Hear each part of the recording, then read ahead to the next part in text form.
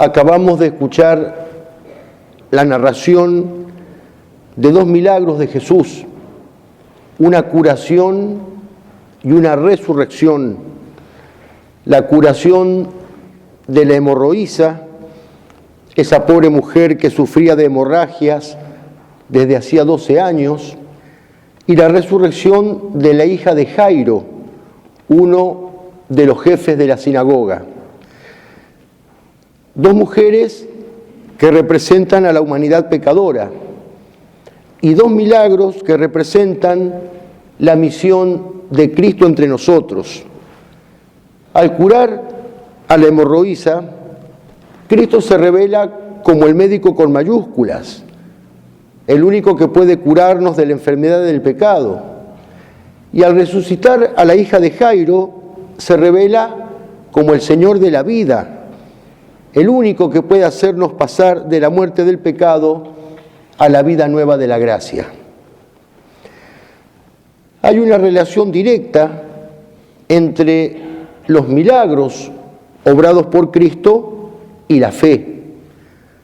Fe de quien se ve beneficiado por el milagro, en este caso la hemorroísa, fe en Jairo, la fe de Jairo, el papá de la niña. No se le podía pedir fe a una persona que estaba muerta. ¿Y por qué Cristo exigía la fe? Porque sus milagros eran en orden a la conversión y a que los hombres creyeran en Él. Recordemos el primer milagro obrado por Jesús, la conversión de agua en vino en las bodas de Caná.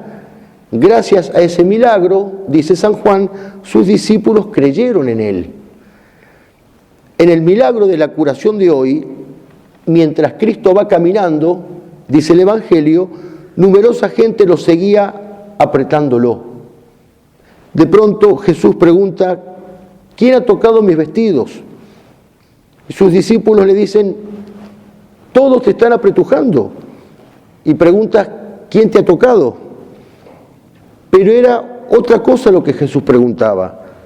Ya sé que todos me están tocando físicamente, materialmente, corporalmente, pero hay alguien que tocó mis vestiduras con espíritu de fe, no solo con las manos del cuerpo, sino con las manos del alma, porque en ese instante una virtud, una fuerza salió de mí.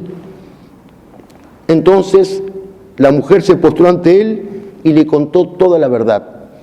12 años sufriendo y gastando sus bienes en médicos sin mejorar. Más aún, iba de mal en peor. Y con una fe inconmovible pensó, con solo tocar sus vestidos quedaré curada. Es decir, la que durante tantos años había puesto su fe en la medicina, buscó la medicina en la fe. Y fue esa fe la que la curó. Así se lo dijo Jesús, hija, tu fe te ha salvado, vete en paz y queda librada de tu mal. Cristo exige de nosotros la fe. No basta llegarnos hasta Él por acostumbramiento, por rutina. Podemos tocarlo al Señor y hasta recibirlo en cada misa, en cada comunión, pero si no lo hacemos con auténtico espíritu de fe, poco y nada es lo que la gracia obra en nuestras almas. Más de una vez hemos señalado que la comunión sacramental debe llevarme a la comunión espiritual, es decir, a la identificación plena con Jesucristo, a tener sus mismos sentimientos, como les escribe San Pablo a los filipenses. Muchas son las formas de entrar en contacto con el Señor, pero la más eminente de todas es la comunión.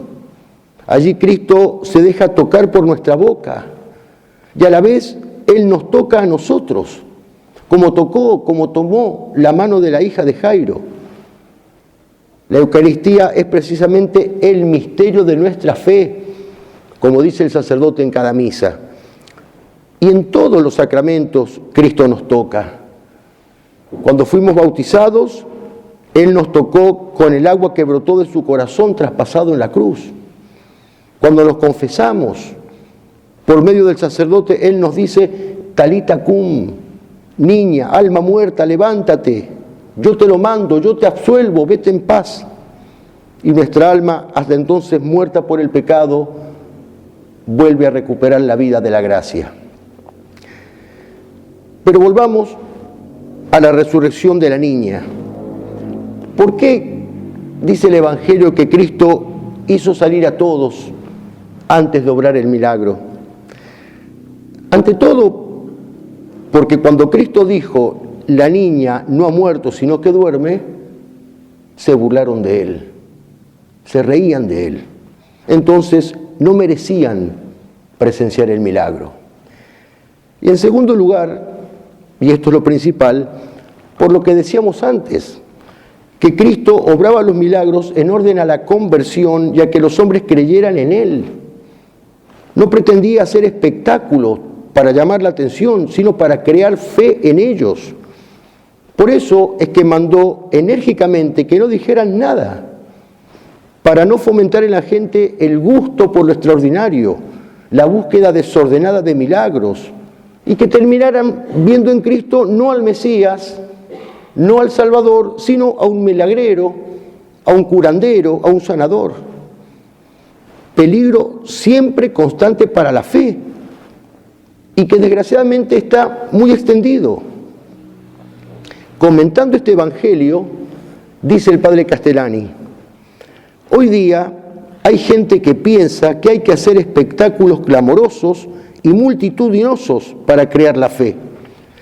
La fe es interior, la fe no ama los alborotos, la fe no hace aspavientos, la fe se nutre en el silencio, ella es callada y operosa, es sosegada, es modesta, es fecunda, es más amiga de las obras que de las palabras, es fuerte, es aguantadora, es discreta, es pudorosa.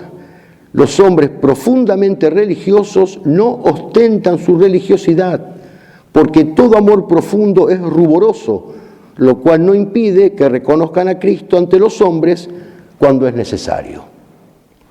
Los hombres profundamente religiosos no ostentan su religiosidad. Hemos de desconfiar de la veracidad de aquellas apariciones, visiones, revelaciones, locuciones que en desmedro de todo pudor interior, de todo pudor espiritual, buscan la publicidad, buscan la ostentación. Dice San Juan de la Cruz que admitir con excesiva credulidad estas cosas supone falta de fe, es un pecado contra la fe.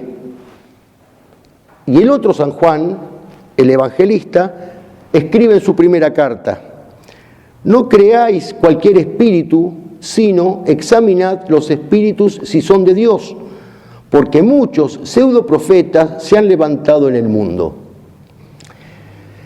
Hemos de desconfiar también de la sinceridad de aquellos, entre comillas, apostolados que se buscan a sí mismos, que están pendientes de la aprobación de los hombres, del número de seguidores, de adeptos.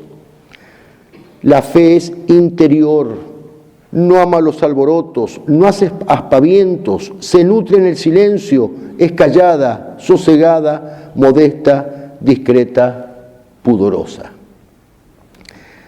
Decíamos al comienzo que las dos mujeres, la hemorroísa y la hija de Jairo, representan a la humanidad pecadora. Sintámonos especialmente identificados con ellas. Reconozcamos con humildad nuestra enfermedad. Si queremos ser sanados por Jesucristo, acudamos a Él con espíritu de fe. Cuando vemos que el alma nos sangra, y más cuando haya muerto por el pecado.